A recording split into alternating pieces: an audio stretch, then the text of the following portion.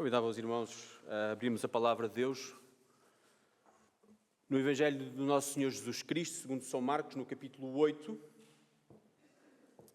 Para aqueles que nos visitam e que não estão familiarizados com a abertura da Bíblia, podem pegar numa das Bíblias que está no banco.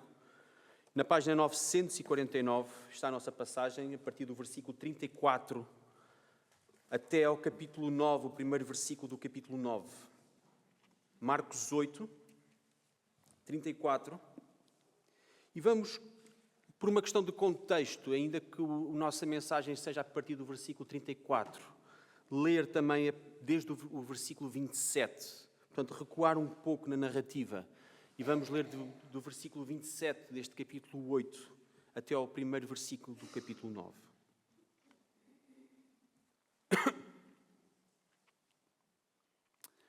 E diz assim a palavra do Senhor.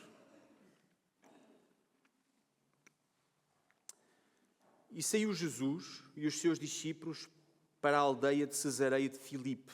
E no caminho perguntou aos seus discípulos, dizendo: Quem dizem os homens que eu sou? E eles responderam: João Batista, e outros Elias, mas outros um dos profetas. E ele lhes disse: Mas vós, quem dizeis que eu sou? E respondendo Pedro lhe disse: Tu és o Cristo. E admoestou-os para que a ninguém dissessem aquilo dele. E começou a ensinar-lhes que importava que o Filho do Homem padecesse muito e fosse rejeitado pelos anciãos e príncipes dos sacerdotes e pelos escribas, e que fosse morto, mas que depois de 3 dias ressuscitaria. E dizia abertamente estas palavras, e Pedro o tomou à parte e o começou a repreendê-lo. Mas ele, virando-se e olhando para os seus discípulos, repreendeu a Pedro, dizendo: Retira-te de diante de mim, Satanás, porque não compreendes as coisas que são de Deus, mas as coisas que são dos homens. E chamando a si a multidão com os seus discípulos, disse-lhes: Se alguém quiser vir após mim, negue-se a si mesmo e tome a sua cruz e siga-me. Porque qualquer que quiser salvar a sua vida, perdê-la-á. Mas qualquer que perder a sua vida por amor de mim e do Evangelho, esse a salvará. Pois que aproveitaria ao homem ganhar todo o mundo e perder a sua alma? Ou que daria ao homem pelo resgate da sua alma? Porquanto, qualquer que entre esta geração adúltera e pecadora se envergonhar de mim e das minhas palavras, também o Filho do Homem se envergonhará dele, quando vier na glória do seu Pai com os santos anjos.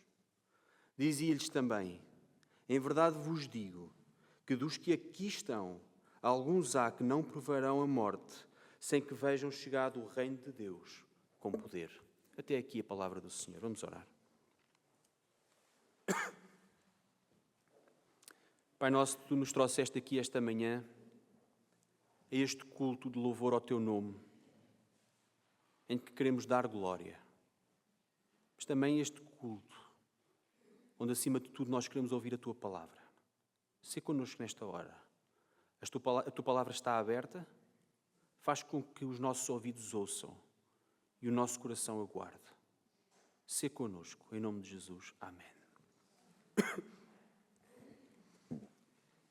Nós estamos a estudar também o Evangelho de Marcos e temos estudado ao longo do Evangelho de Marcos aquilo que Deus tem para nos dizer a partir deste evangelista e, sobretudo, se os irmãos estiverem recordados, é sobretudo debaixo daquele grande tema do Evangelho de Marcos, que é a identidade do nosso Senhor Jesus.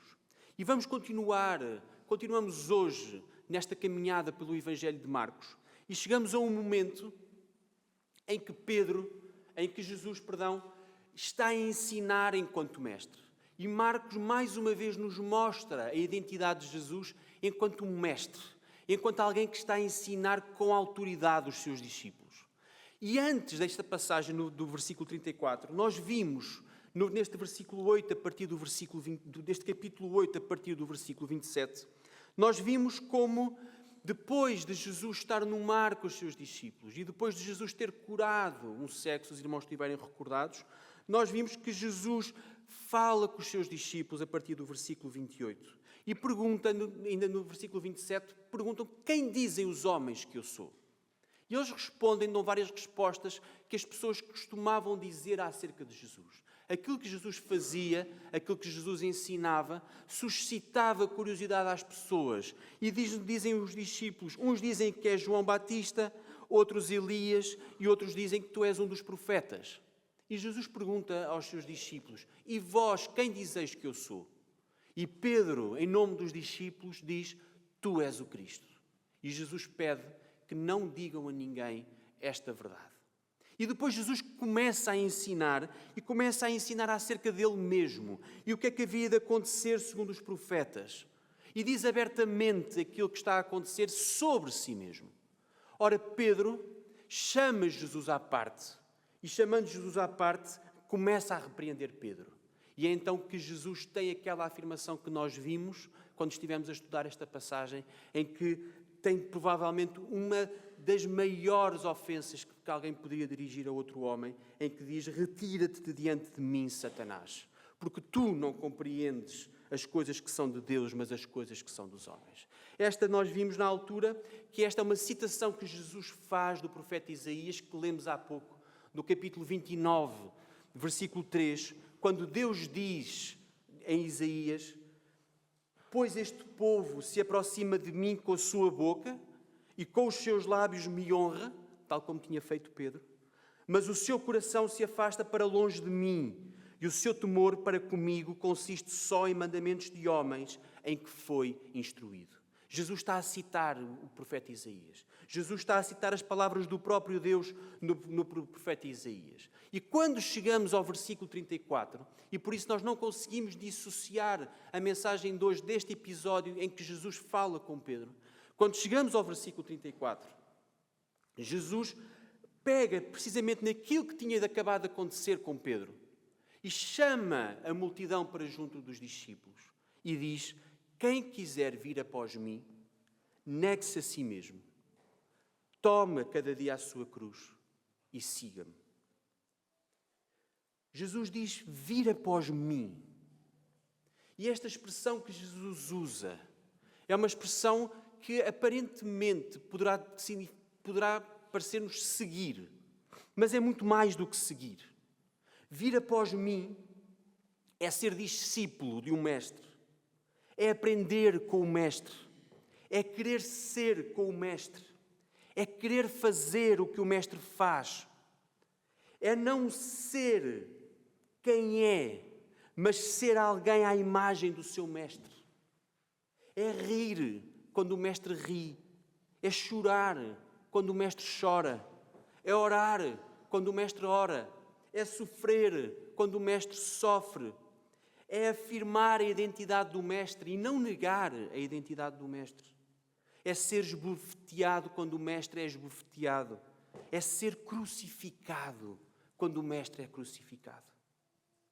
Esta expressão, vir após mim, é uma expressão profunda e que já tinha sido utilizada por Jesus no capítulo 1, no versículo 17, quando chamou Pedro e o seu irmão André e diz precisamente, venham após mim. É a expressão que, passados 3 versículos, ainda no capítulo 1, versículo 20, quando Jesus chama João e o seu irmão Tiago, aquilo que Marcos diz é que eles foram após Jesus. E aquilo que é mais interessante é que esta expressão, vir após mim, é exatamente a mesma expressão que Jesus usa no versículo 33, quando diz a Pedro, retira-te de mim, Satanás. Na verdade, a tradução mais precisa para aquilo que Jesus diz a Pedro é, vai para trás de mim. O que Jesus está a dizer a Pedro é, Pedro, tu estás a ser um instrumento de Satanás, tu estás-te a colocar à minha frente, tu estás a obstaculizar o meu ministério, tu estás a repreender quando eu estou a ensinar a boa nova. Pedro, vai para trás de mim, porque foi para isso que tu foste chamado. Tu não foste chamado para me repreender, tu não tens autoridade para me repreender. Eu sou o teu mestre. O discípulo não tem autoridade sobre o mestre. O discípulo apenas aprende aquilo que o mestre ensina. E por isso, quando Jesus se refere a Pedro, Jesus não está a dizer, Pedro, desaparece, não apareças mais. Não é isso que Jesus está a dizer a Pedro. Jesus chamou Pedro para que Pedro estivesse presente, para que Pedro viesse após ele. Na passagem logo a seguir à que temos hoje, quando no Monte da Transfiguração Jesus está com Moisés e com Elias, escolhe 3 discípulos para estar com eles e um deles é precisamente Pedro. Porquê? Porque Jesus queria que Pedro estivesse presente. Mas queria que Pedro estivesse presente no lugar certo. Queria que Pedro viesse após ele. Como na expressão mais popular, vai para trás de mim. O que Jesus está a dizer a Pedro é: vem atrás de mim, sê meu discípulo. E é precisamente que perante isto que ele agora se vira para a multidão e quer ensinar a multidão o que é ser seu discípulo, o que é vir após mim. E por isso chegamos ao versículo 34, Jesus diz-nos: quem quiser vir após mim, quem quiser estar atrás de mim, quem me quiser como mestre, quem quiser ser meu discípulo, diz Jesus, deve fazer o que eu faço, deve aprender comigo, deve ser como eu. No fundo, o que Jesus vai dizer nesta passagem é que quem quiser vir após mim, 3 coisas: negue-se a si mesmo, tome cada dia a sua cruz e siga-me. E estes são os 3 pontos da mensagem desta manhã. Negue-se a si mesmo, ponto número 1. Ponto número 2, tome cada dia a sua cruz. Ponto número 3, siga-me. Ponto número 1, o primeiro requisito que Jesus apresenta para quem vem atrás dele, para quem está atrás dele, para quem é seu discípulo. Negue-se a si mesmo. É muito comum nós falarmos de Jesus. E nós, quando falarmos, na nossa sociedade, falar-se de Jesus, acabamos de ter o Natal. E no Natal nós vemos perfeitamente isto, é que cada um transforma Jesus à sua imagem e semelhança. Cada um tem o seu Jesus. Cada um tem o seu Salvador. Cada um transforma Jesus naquilo que quer. E, portanto, Jesus pode ser tudo e pode não ser nada. Podemos até ter este paradoxo de estarmos a festejar o Natal de alguém, o nascimento de alguém, sem acreditar que sequer que ele existiu. Estar a festejar o nascimento de alguém, estar a festejar um Natal, sem ter uma razão palpável, ainda que ele tenha existido. Se nós não acreditamos que Jesus é o nosso Salvador, não faz sentido celebrar este Natal. Ora, aquilo que nós temos no dia de hoje é que facilmente se pega na figura de alguém e se constrói uma imagem à nossa própria imagem. Ora, e os historiadores muitas vezes nos chamam a atenção para isto, que é quando nós temos uma figura mítica da história, uma das principais preocupações dos historiadores é tentar desmontar a mitologia que há em torno de alguém. Porque é muito fácil nós criarmos mitos para nós. É muito fácil nós criarmos estas imagens deformadas de homens que não foram aquilo que foram. Nós chegamos precisamente a ter como grandes figuras sequer pessoas que nem sequer existiram.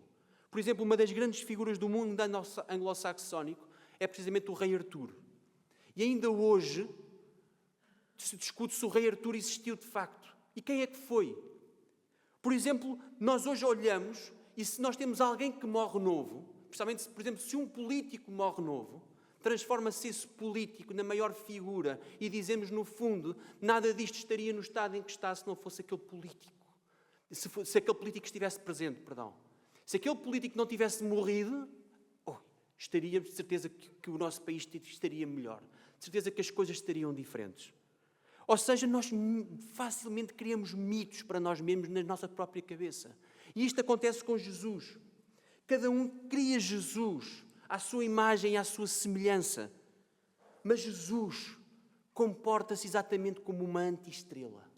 Querem fazer de Jesus aquela pessoa que, se estivesse hoje aqui conosco, seria uma pessoa bastante popular.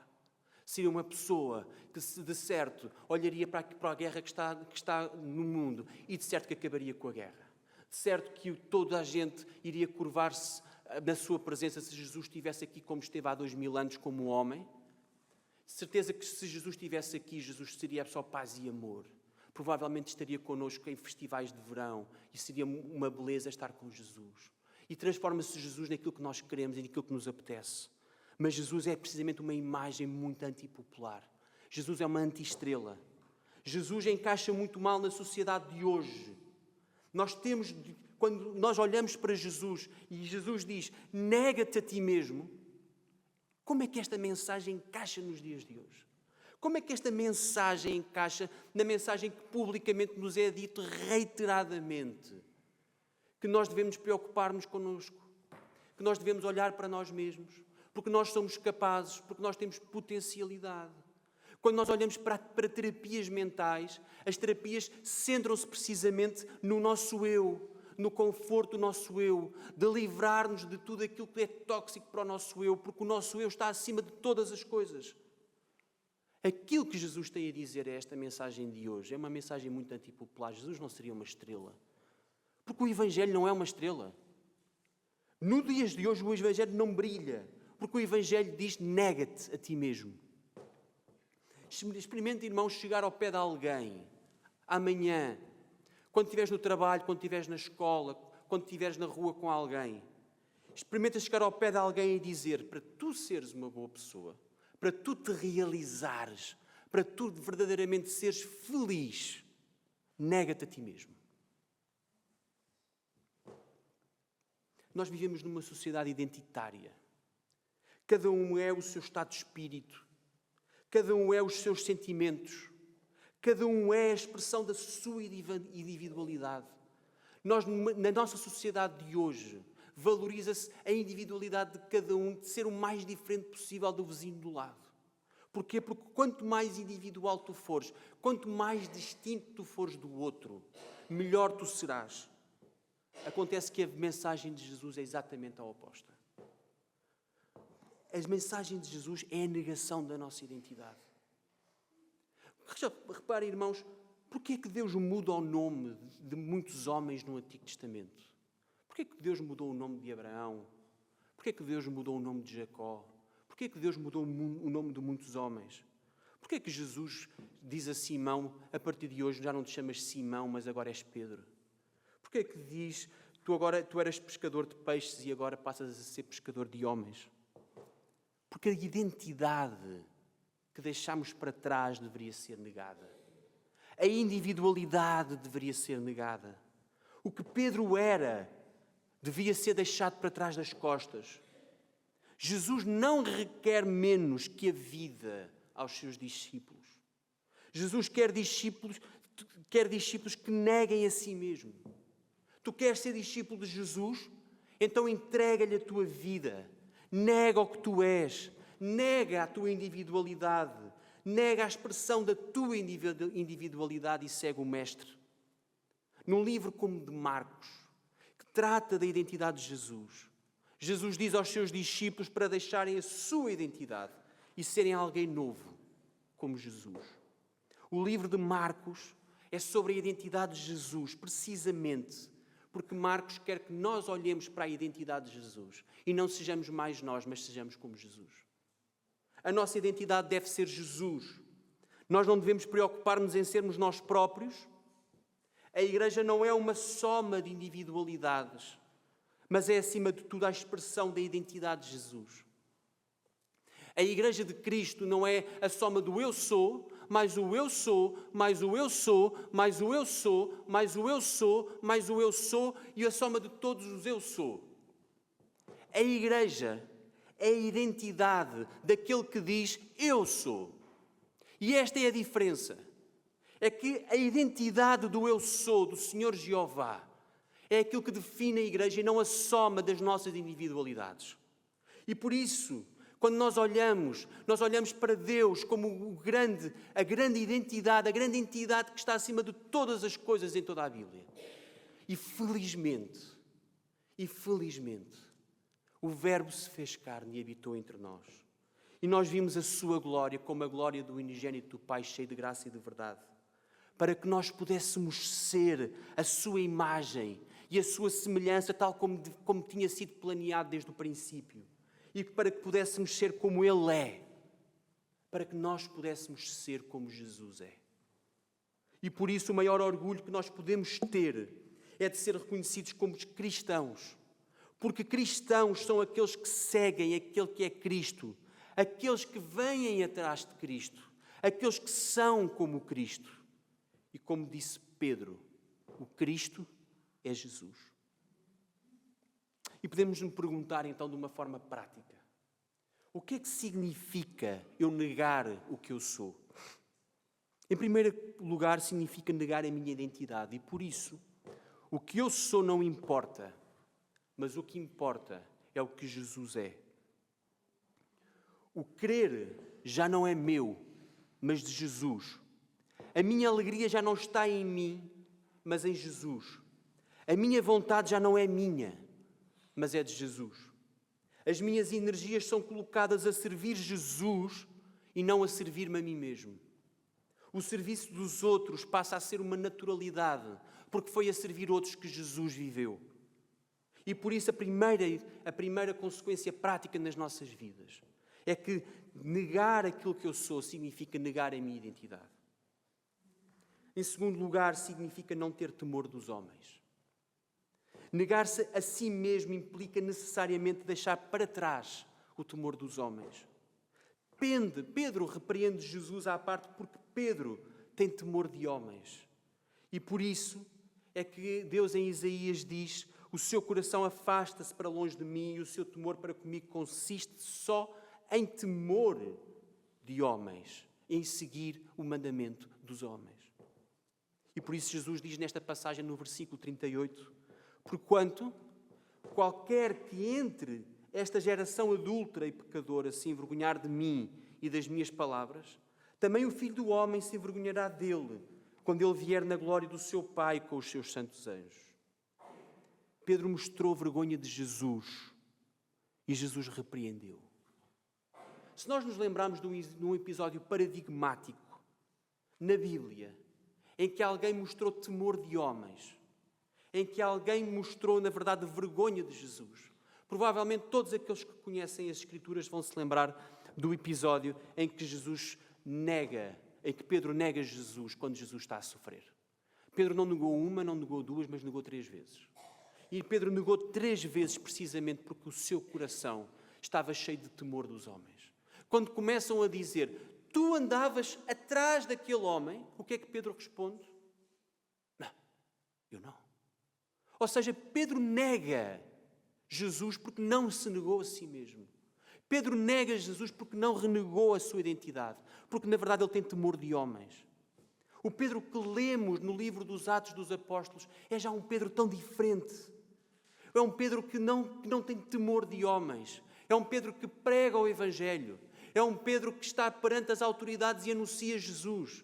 Pedro está perante as autoridades dos judeus e diz-lhes: este Jesus era aquele que havia sido profetizado anteriormente. E este Jesus esteve entre nós. E este Jesus ensinou. E este Jesus vocês o crucificaram, mas ele ressuscitou dos mortos. Pedro já não tem temor de homens no livro dos Atos dos Apóstolos. E porque não tem temor de homens, Pedro afirma a identidade de Jesus e afirma que Jesus é Deus. E por isso, quando nós olhamos para o livro dos Atos, é um Pedro tão diferente, porque aquele Pedro já se tinha negado a si mesmo naquele momento. Segundo os seus contemporâneos que escreveram sobre Pedro, Pedro chega mesmo a ser crucificado, tal como o seu Senhor tinha sido crucificado numa cruz. É uma nova identidade de alguém que se negou a si mesmo. O temor dos homens, meus irmãos, o temor dos homens não pode tomar conta de nós. A mensagem é difícil, a mensagem do Evangelho por vezes parece absurda. O verdadeiro Jesus apresentado nas Escrituras é um Jesus impopular.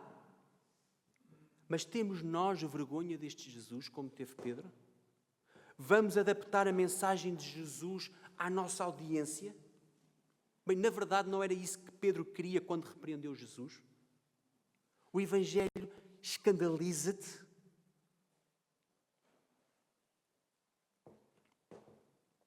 A certeza que Pedro não se envergonhou de Jesus e por isso também Jesus não se envergonhará dele.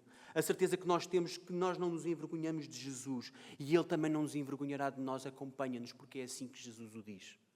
Quando nós temos vergonha de Jesus, nós temos de estar cientes que ao termos vergonha de Jesus, ele também terá vergonha de nós. Mas quando nós não nos envergonhamos de Jesus, é Jesus que nos acolhe. E por isso, quando nós olhamos para esta passagem, nós temos como consequência de negarmos a nós mesmos, não termos temor de homens. E se Por um lado, negar-nos a nós mesmos significa que nós negamos a nossa identidade e não temos temor de homens. Significa também uma coisa muito importante.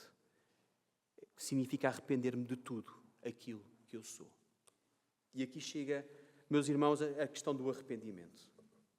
Como diz o apóstolo Paulo, porque eu sei que em mim não habita bem algum. Podemos dizer que tudo aquilo que nós fazemos é mau, é desprezível e é reputado como esterco. A minha mente, porque sou mau, está cheia de maus pensamentos. O meu viver está cheio de más ações. Mas Deus pede ao seu povo para se arrepender. Não é por acaso. Não é por acaso que João Batista prega o arrependimento. Não é por acaso que Jesus prega o arrependimento. Não é por acaso que os apóstolos pregam o arrependimento. Não é por acaso que Paulo, quando tem um encontro com Jesus, aquilo que é mais evidente é o arrependimento de tudo aquilo que ele era. E por isso ele prega o arrependimento. Para ser digno perante Deus, eu devo arrepender-me. Nós estivemos a estudar esta manhã na escola dominical a questão do pecado. E vimos como na questão do pecado, o pecado que nós cometemos desde o princípio, que nós cometemos desde o primeiro momento, o pecado com que nós fomos concebidos, com que nós nascemos, o pecado em que nós vivemos, esse pecado afasta-nos de Deus. Esse pecado é uma ofensa ao próprio Deus. Nós vimos como o pecado é algo que é uma marca identitária do homem. E o pecado é algo que nós nos devemos livrar o quanto antes. Negar-me a mim mesmo significa eu arrepender-me do meu pecado. Porque para ser digno perante Deus eu devo arrepender-me. Eu devo arrepender-me de ser o que sou. Eu devo arrepender-me de fazer o que eu faço.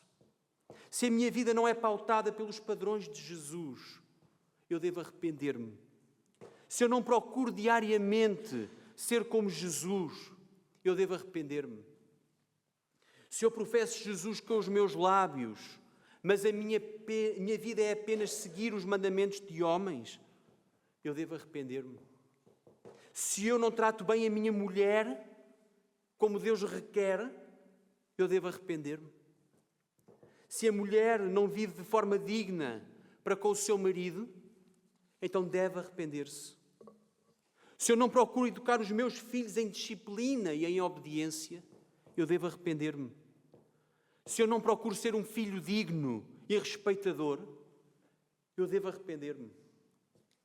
Se a minha vida é pautada pela mentira, eu devo arrepender-me. Se no trabalho eu não respeito os meus colegas, ou as minhas chefias, ou mesmo o meu patrão, ou aqueles que me são subordinados, eu devo arrepender-me. Se o meu trabalho diário não for para a glória de Deus e for para a minha própria glória, eu devo arrepender-me. Se a minha vida sexual não for consentânea com a vontade de Deus, eu devo negar-me a mim mesmo e devo arrepender-me. No fundo, se eu não trato um irmão com amor e se eu não amo os meus inimigos, eu devo arrepender-me. No fundo, se eu não nego o que sou, se eu não tenho Jesus como o meu padrão, como vimos na escola dominical, eu devo arrepender-me. O arrependimento é a base da negação de nós mesmos. Quando Jesus diz, nega-te a ti mesmo, a base dessa negação começa precisamente com o arrependimento.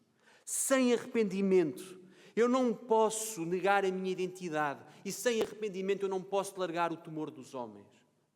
Não é por acaso que quando Pedro nega Jesus, naquela noite por 3 vezes, a reação final de Pedro é de choro profundo, tendo como significado precisamente o arrependimento de Pedro. O arrependimento é por excelência à base do negar-me a mim mesmo, porque quando eu me arrependo, eu estou a dizer como Paulo, já não sou eu, mas é Cristo em mim. O arrependimento faz parte da vida do cristão. Faz parte da vida do cristão porque requer não só que eu me arrependa dos meus pecados no momento em que eu entrego a minha vida ao nosso Senhor, mas requer também que eu viva uma vida de arrependimento. Relembrar o que foi e o que já não quero ser é uma das componentes do arrependimento. Eu fui aquilo e eu já não quero ser aquilo. Demonstra arrependimento e por isso nós devemos viver em arrependimento. Arrepender-nos é relembrar a nossa natureza humana caída, que precisa de ser a cada dia santificada e por isso sim, eu devo de facto arrepender-me. O arrepender-me significa relembrar que Jesus é o meu Senhor e que eu quero ser como Ele. O arrependimento é a base deste primeiro requisito para ser discípulo de Jesus. É a base do requisito de negar-me a mim mesmo. Se eu não me nego a mim mesmo, se eu não me arrependo dos meus pecados, se eu pego na palavra de Deus e faço da palavra de Deus aquilo que eu quiser, se eu faço de Jesus aquilo que eu quiser, se eu pego num texto de Jesus que fala sobre o pecado e transformo aquilo como uma virtude para a minha vida, então eu não me estou verdadeiramente a arrepender. Eu estou, na verdade, a deturpar a palavra de Deus e a fazer como Pedro, a colocar-me à frente de Jesus, querendo impedir que a mensagem seja transmitida. A base do negar-me a mim mesmo é precisamente o arrependimento. E por isso negar-me a mim mesmo significa negar a minha identidade. Significa não ter temor dos homens. Significa arrepender-me. Ponto número 2. O segundo requisito. Tome cada dia a sua cruz. E este requisito, vamos ser francos, se o primeiro é muito pouco popular, o negue-se a si mesmo, encaixa muito pouco na nossa sociedade. O toma a cada dia a sua cruz também é um requisito impopularíssimo. Ninguém vende um produto, e é muito interessante, porque ninguém vende um produto a dizer vai ser difícil.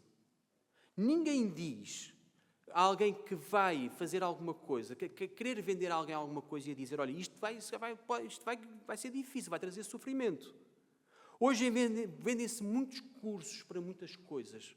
E é incrível porque chegam-nos ao nosso telemóvel a venda de muitos cursos sobre coisas que nós estamos a tentar aprender há anos.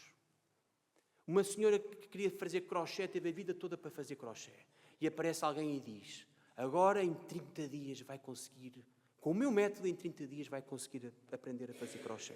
Alguém que andou a vida inteira a tentar aprender inglês, aparece alguém a dizer assim, agora com o meu método, em 3 meses vais conseguir falar inglês fluentemente. Vendem-se soluções para tudo e tudo vai ser fácil. Vendem-se soluções para doenças com a promessa, vai sentir-se bem. Tudo aquilo que se vende passa precisamente esta ideia da facilidade. Como diz o povo, na verdade, não se apanham moscas com vinagre. E nós, para apanharmos moscas, não lhe podemos oferecer vinagre. Mas acontece que aquilo que Jesus tem para oferecer, aquilo que Jesus nos diz é, se quiseres vir após mim, tu vais sofrer.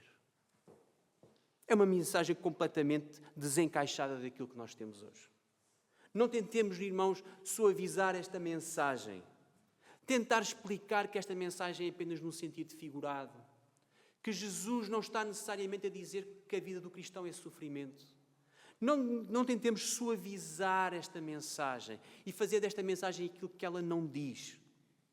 Quando Jesus fala em tomar a cruz, Ele não usa em vão a cruz como imagem. É que quando nós pensamos em cruz, o que é que pensamos imediatamente? Ele remete-nos para o sofrimento do Senhor Jesus. Remete-nos para os momentos antes de ser crucificado, em que foi alvo de injúrias, de escárnios, de cuspidelas e de açoites. A cruz remete-nos para aquele caminho da cruz que Jesus teve de trilhar com a cruz às costas, que mal conseguia carregar. A cruz significa a morte de Jesus na cruz. Tudo isto engloba sofrimento e não é por acaso que Jesus usa a imagem da cruz. Tomar a cada dia a sua cruz remete-nos por isto para sofrimento. Quando Jesus diz tomar a sua cruz, remete-nos para a nossa condenação. Cada condenado, segundo aquilo que era prática no Império Romano, depois de ser maltratado, depois de ser chicoteado, depois de ser cuspido, depois de ser condenado, e quando é condenado à morte na cruz, o condenado devia ele próprio pegar na sua cruz. E ao pegar na sua cruz, devia levá-la para onde seria crucificado, que geralmente ou seria em estradas ou seria em lugares altos, para que fosse exemplo para todos aqueles que estavam a ver. E por isso, quando Jesus diz cada um tome a sua cruz, significa que nós vamos ter o nosso sofrimento, nós vamos ter a nossa condenação. Jesus não suaviza a mensagem. Jesus remete-nos para um sofrimento diário, porque Jesus diz, tome cada dia. Jesus não diz, tome a sua cruz no momento em que se converteu, tome a sua cruz no final da sua vida, tome a sua cruz no momento específico da sua vida. Mas Ele remete-nos para um sofrimento diário. Nós vamos ser condenados diariamente pelos que nos julgam à nossa volta.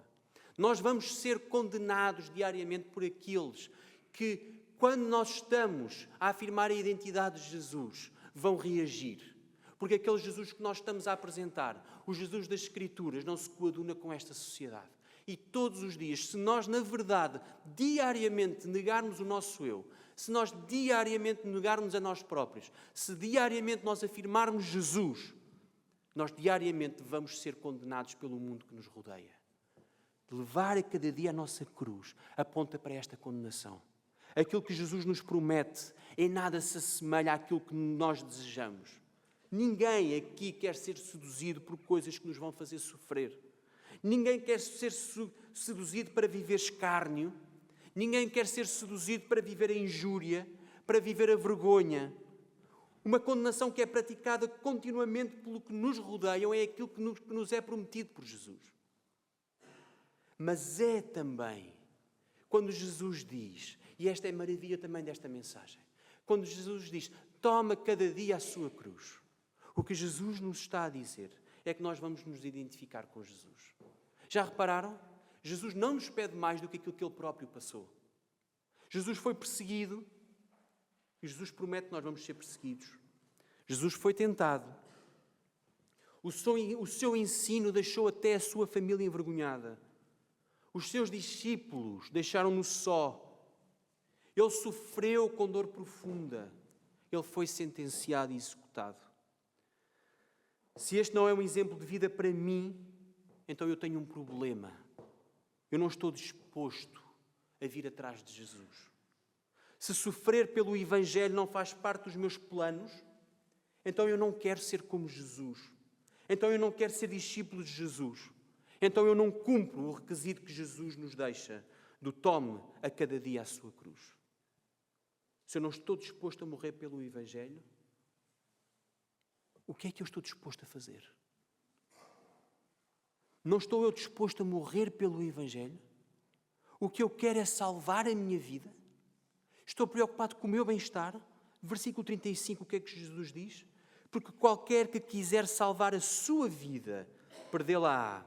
Mas qualquer que perder a sua vida, por amor de mim e do Evangelho, esse a salvará.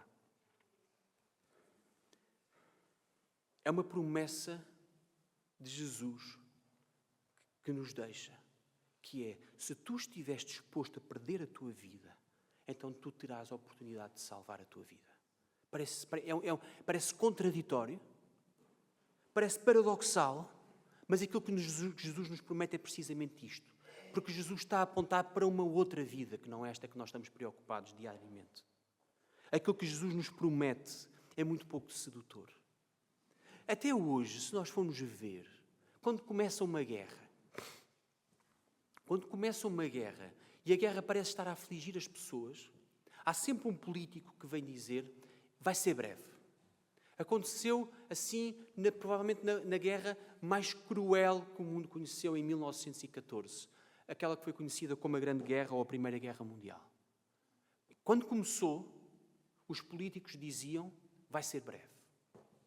Quando começou esta guerra, agora às portas da Europa, entre a Ucrânia e a Rússia, os políticos diziam, vai ser breve.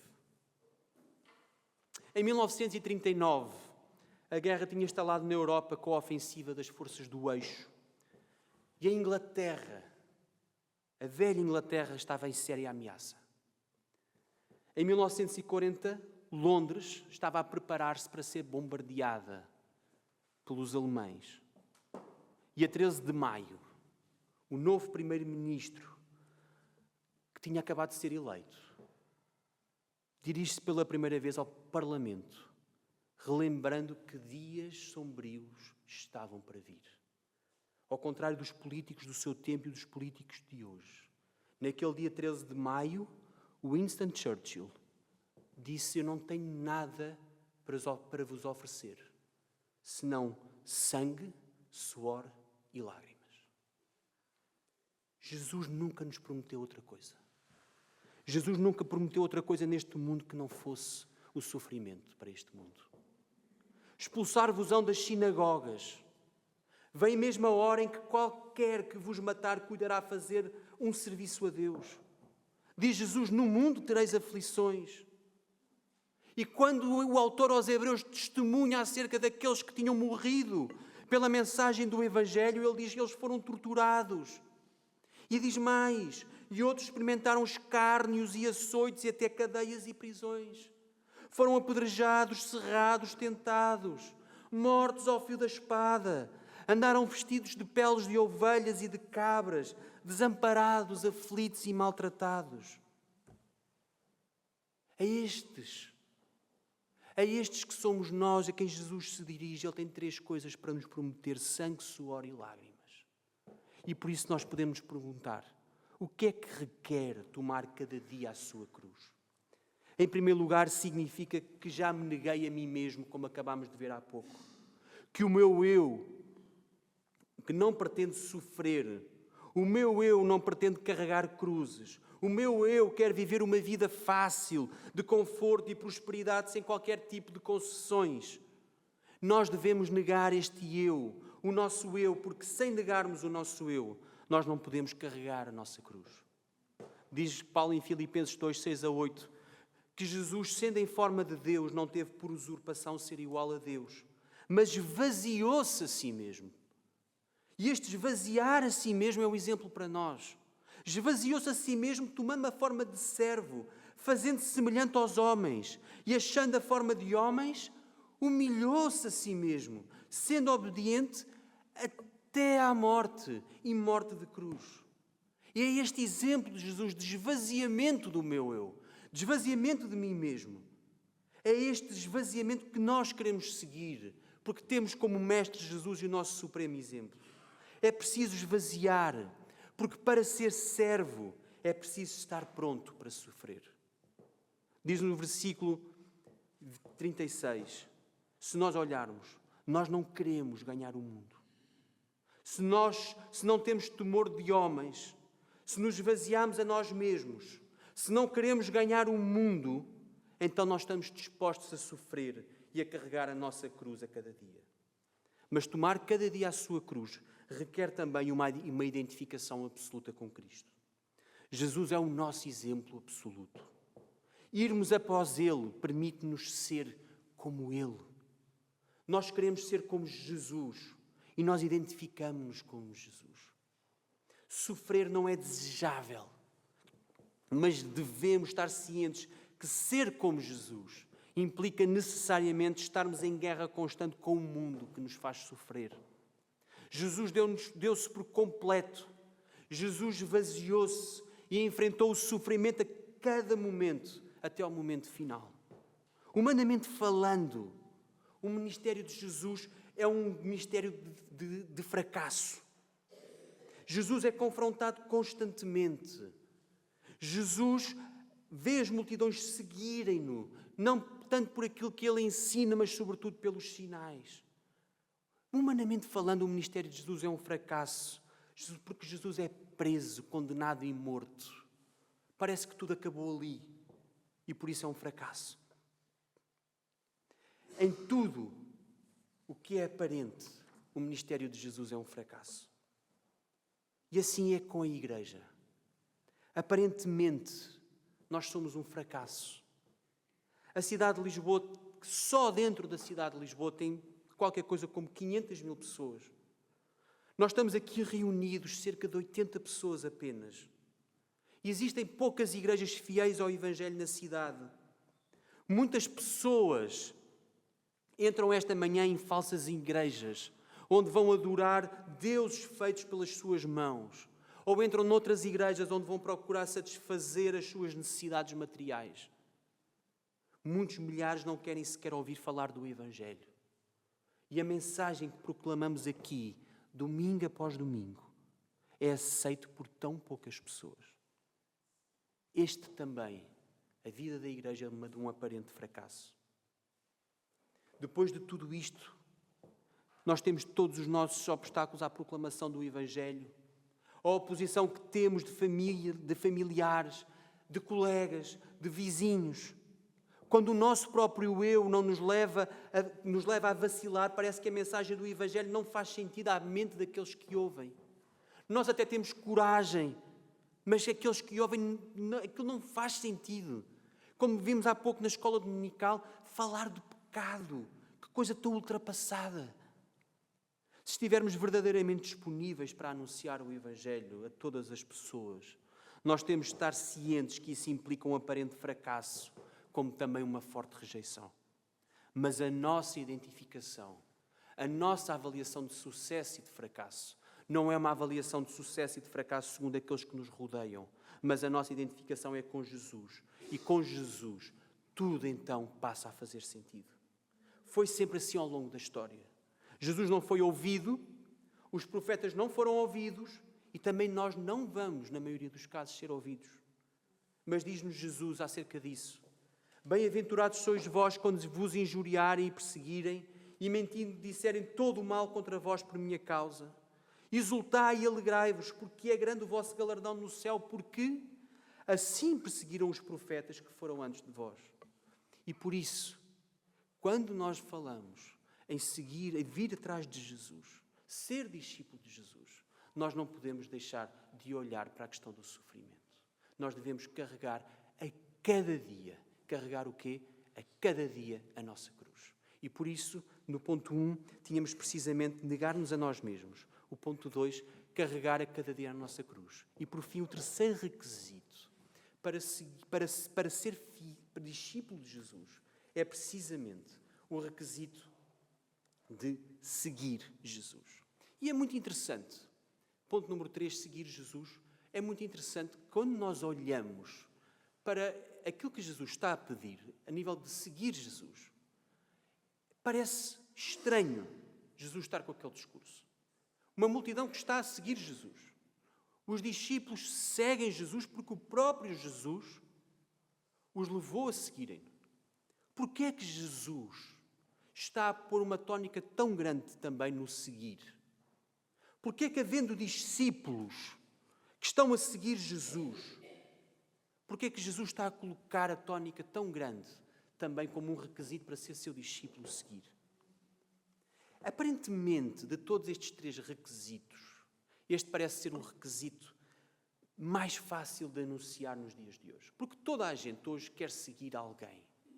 Aliás, o frenesim de seguir alguém é tão grande que, inclusive nas redes sociais, quando alguém quer ver o que é que a outra pessoa faz no dia-a-dia, dizem-se precisamente, começou a seguir aquela pessoa. Seguir hoje é uma coisa super na moda. As pessoas gostam imenso de seguir. Seguir é o que as pessoas mais desejam. E aparentemente, seguir Jesus até pode ser uma coisa fácil, uma mensagem fácil de atrair as pessoas.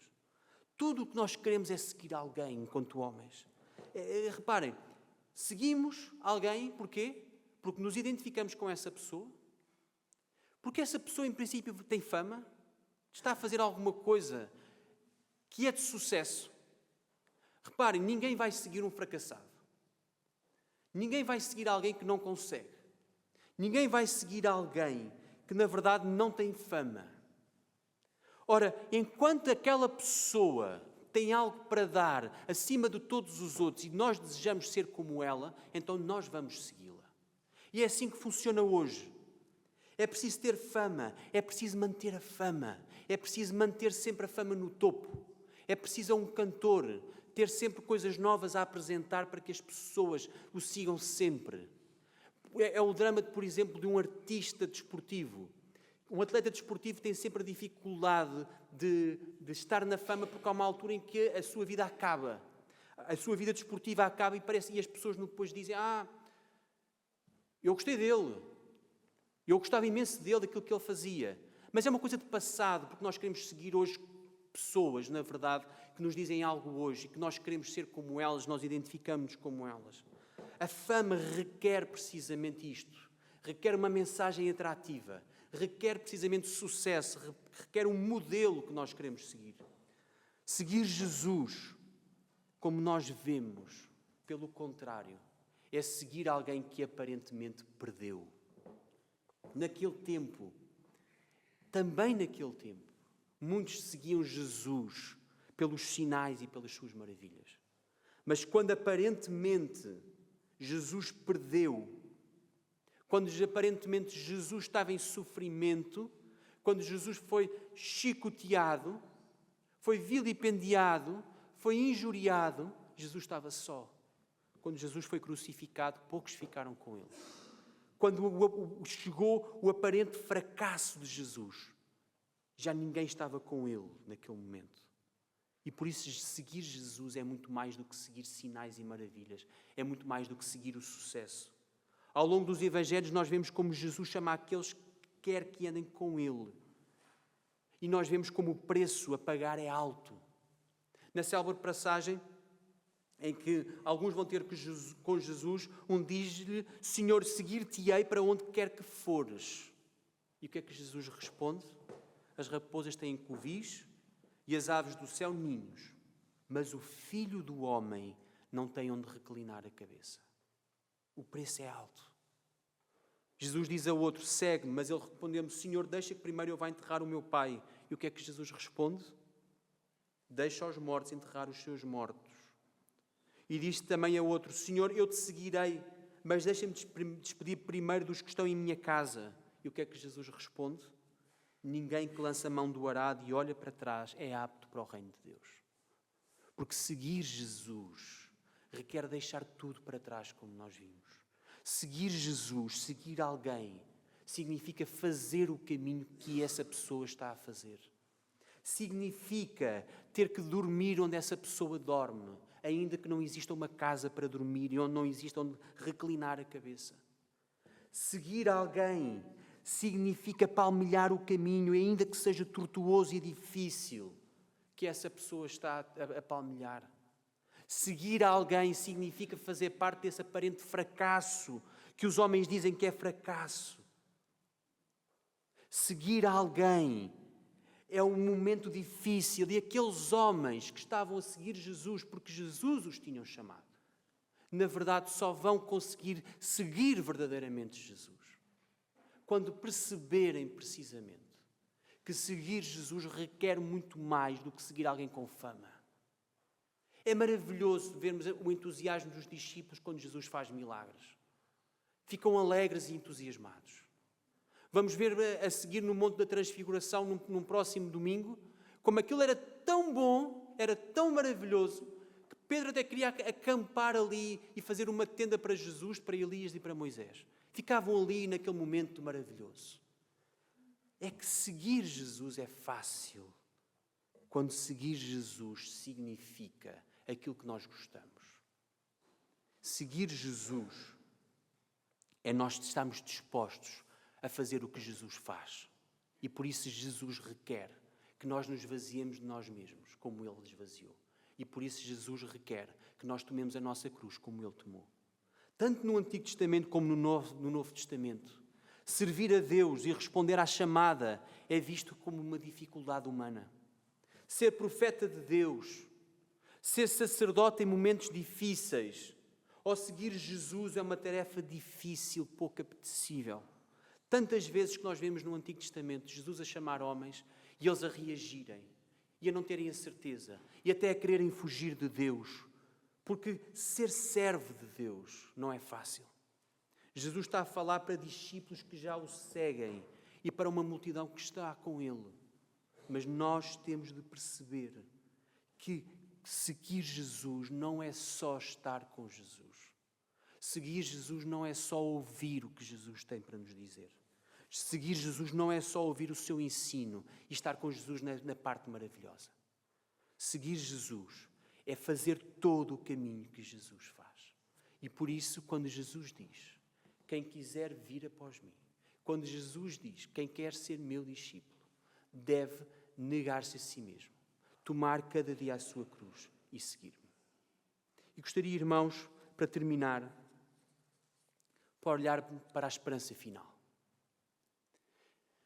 Aquilo que está no versículo 1 do capítulo 9, aquilo que Jesus nos deixa neste versículo 1, é uma mensagem de esperança. Entre o versículo 34 e o versículo 38, aparentemente, a mensagem que Jesus nos dá é uma mensagem de falta de esperança. Mas quando nós chegamos ao versículo 1, nós temos a esperança. É um quadro negro que temos pela frente entre 34 e 38, mas nós chegamos ao versículo 1, nós temos a esperança que nos está guardada. Jesus, e notem, irmãos, este versículo tem sido base de discussão porque é difícil de compreender porque é que Jesus está a falar como está a falar no versículo 1. O que é que Jesus, na verdade, quer dizer? Em verdade vos digo que dos que aqui estão, alguns há que não provarão a morte sem que vejam chegado o reino de Deus com poder. É difícil nós percebermos ao certo o teor desta mensagem. O que é que Jesus está a dizer com este passo? É literal e é absolutamente literal? Ou também é uma esperança para os nossos dias? É interessante, irmãos, e sem entrar em especulação, nós quando olhamos para os versículos 35, 36, 37 e 38, Jesus refere-se 4 vezes à palavra vida. Aliás, nas nossas traduções nós temos no versículo 35 vida, no versículo 35 2 vezes vida, no versículo 36 nós temos alma e no versículo 37 nós temos a referência à alma. Na verdade, o termo que está por trás no original refere-se exatamente à mesma coisa nas 4 vezes, a vida.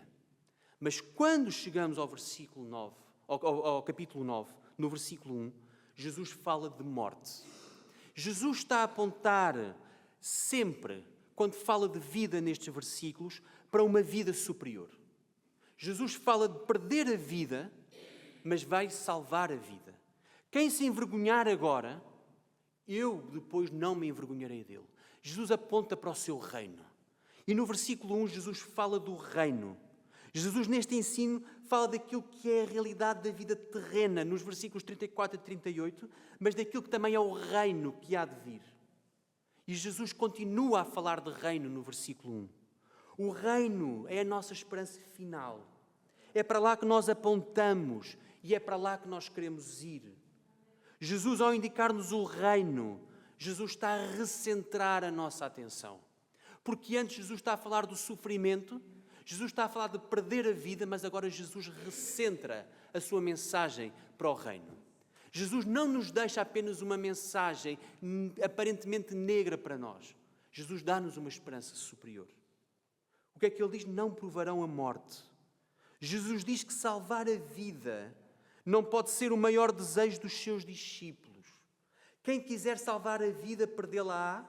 Ou seja, o discípulo de Jesus deve estar consciente que perder a vida pelo Evangelho é uma hipótese real. E o discípulo deve estar disposto a perder a sua vida pelo Evangelho. Mas perder a sua vida não significa necessariamente morrer. Numa perspectiva de reino, morrer, quem perde a sua vida por amor de mim e do Evangelho, esse a salvará, ou seja, esse não morrerá.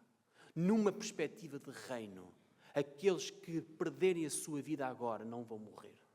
Numa perspectiva de reino, quem não procurar salvar a sua vida, quem estiver disposto a perder a sua vida, irá salvá-la. Perder a vida não é morrer. Perder a vida é salvar a vida. Aqueles que estiverem dispostos a perder a vida vão ter vida. Os que quiserem guardar a sua vida vão morrer. E por isso, aqueles que são de Jesus não morrem. Mas também vejam o que é que Jesus diz. É chegado o reino de Deus. Jesus deixa-nos esta esperança. Há um reino onde Jesus reina, um reino que vai chegar. Esse cenário escuro dos versículos anteriores é iluminado com uma promessa superior.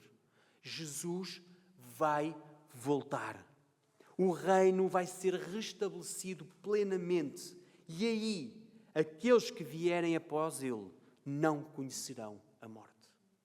E a nossa esperança está na certeza de que aquele que promete é também o que planeou e cumpriu. A nossa esperança não está em nós. Nós não sabemos como é que o amor de Deus sequer nos foi revelado a nós. Nós não sabemos como o Espírito nos convence do mal. Nós não sabemos o que nos está destinado nesta terra. Nem tão pouco sabemos quando virá Jesus. Mas diz o apóstolo Paulo a Timóteo, pela sua causa também sofremos. E mais uma vez a questão do sofrimento presente na mensagem do Evangelho. Pela sua causa também sofremos, mas não nos envergonhamos, porque nós sabemos em quem temos crido e estamos certos de que é poderoso para guardar o nosso depósito até aquele dia em que o Reino virá. Vamos orar.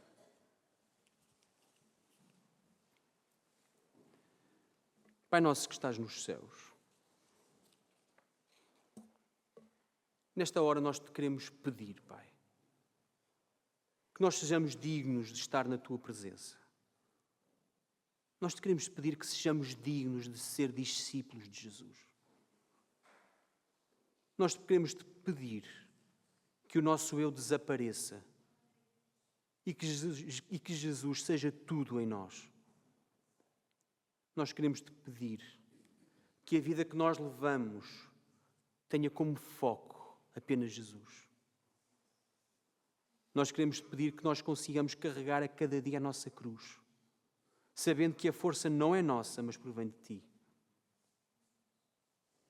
Nós queremos pedir que a nossa alegria seja apenas seguir Jesus. Nós queremos te pedir que a nossa alegria esteja em seguir Jesus. Na certeza de que um dia nós veremos com os nossos olhos os novos céus e a nova terra, com Jesus a reinar sobre o trono, onde nós não conheceremos a morte e onde haverá vida. Guia-nos e guarda-nos, no glorioso nome do Teu Filho Jesus. Amém.